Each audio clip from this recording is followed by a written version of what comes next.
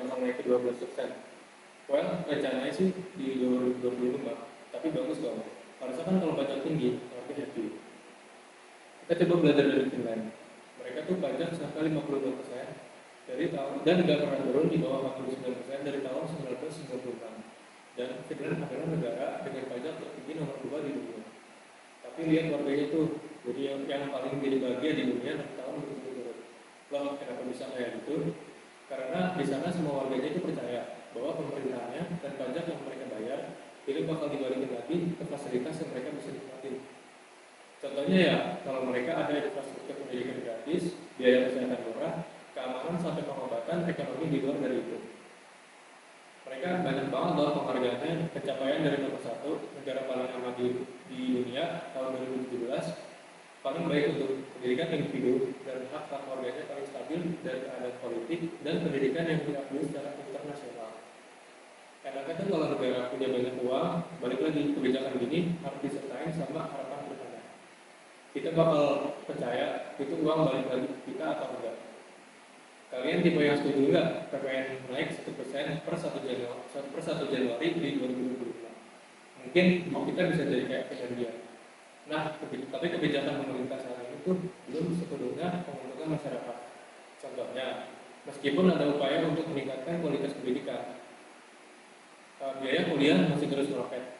Belum lagi lapangan pekerjaan yang minim membuat banyak anak-anak muda terdesak.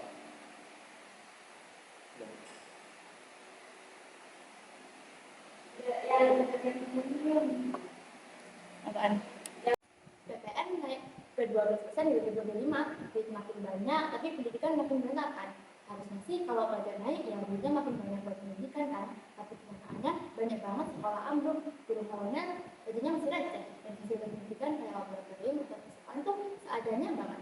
Bahkan di beberapa daerah masih banyak anak yang harus jebol sungai atau jalan 2 kilometer cuma buat sekolah. Nah, terus duitnya kemana? Malah ada anggaran buat bantuan yang jelas yang lebih kelihatan seremonial doang. Efisiensi anggaran, kayaknya masih jauh deh. Nah, contoh kasus paling Jakarta itu soal pemotongan anggaran Kemendikbud buat pendidikan. Di sisi lain, pejabat malah makin banyak yang disiram di proyek-proyek infrastruktur, terus kualitas pendidikan ya gitu-gitu aja. Bahkan di sekolah LPDB yang katanya buat pendidikan generasi unggul, mulai banyak dipertanyakan karena nggak semua yang butuh bisa dapat. Kalau terus ya jangan heran dong kalau misalnya anak muda makin skeptis sama masa depan pendidikan di negeri sendiri. Ini juga yang bikin kita banyak mikir buat kabur aja dulu. Ya gimana, beasiswa aja terbatas, yang dapat cuma sebagian kecil dari mereka yang berprestasi. Sementara yang lain ya harus berjuang sendiri buat lanjut kuliah. Subsidi pendidikan juga nggak merata.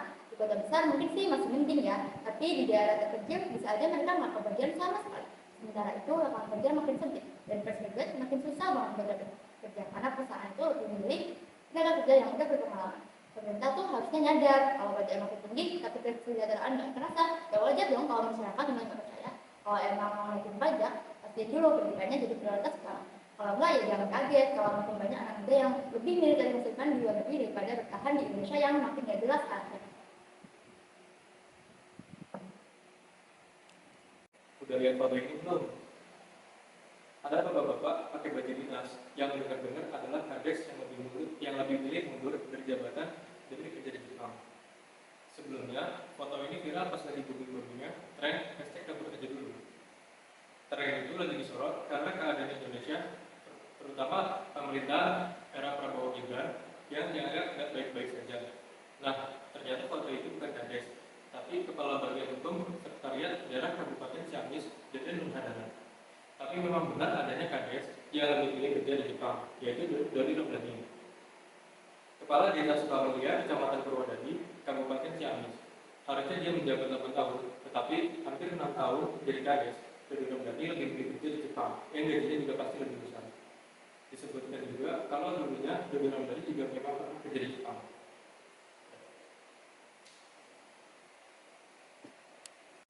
Lowongan kerja di Indonesia udah kayak nyari harta karun, susah banget dicari. Lulusan baru tiap tahun makin numpuk, tapi yang diterima kerja dikit banget. Banyak perusahaan yang maunya udah berpengalaman, padahal fresh graduate aja juga butuh kesempatan. Terus, kalaupun dapat kerja, gajinya sering nggak sebanding sama beban kerja. Kadang malah UMR aja masih dipotong-potong pakai alasan perusahaan lagi sulit. Ya terus, gimana nasib pekerjanya? Banyak anak-anak yang akhirnya mikir, ngapain capek-capek cari kerja di sini kalau di luar negeri gajinya lebih gede dan lebih dihargai. Makanya makin banyak yang banting setir buat cari kerja atau kuliah di luar negeri. Bukan cuma duit lebih gede, tapi juga karena sistem kerja di sini nggak masuk akal. Misalnya, magang dibayar pakai pengalaman, kontrak kerja setengah bulan, sampai yang udah lama kerja pun gampang banget di PHK, gara-gara perusahaan maunya efisiensi tanpa mikirin kesejahteraan karyawan. Contohnya, banyak banget. Lihat aja bagaimana tren anak muda yang jadi TKI ke Jepang, Korea, atau Eropa daripada perusahaan di sini. Pabrik-pabrik banyak yang tutup, startup banyak yang memiliki PHK massal, dan sektor industri malah lebih sulit tenaga kerja asing dibanding yang lokal. Bahkan di beberapa daerah, ada sarjana yang akhirnya jadi ojek online atau jualan online karena nggak ada lowongan yang sesuai. Terus, buat yang masih kuliah, sama aja. Banyak mahasiswa Indo yang kuliah di luar negeri, terus milih nggak balik karena kesempatan di sana lebih besar. Mereka merasa di luar negeri mereka bisa berkembang, sementara di Indonesia mesti ngadepin sistem kerja yang ribet, gaji kecil, beban kerja yang gede, plus minimnya kesempatan untuk naik jabatan. Jadi nggak heran sih kalau sekarang banyak yang udah pikiran buat cabut aja, dan hashtag kabur aja dulu, udah jadi bukan sekedar tren, tapi refleksi dari realita anak muda Indonesia yang mulai kehilangan harapan sama negerinya sendiri. Bukan karena nggak nasionalis, tapi bertahan di sini karena lebih sulit.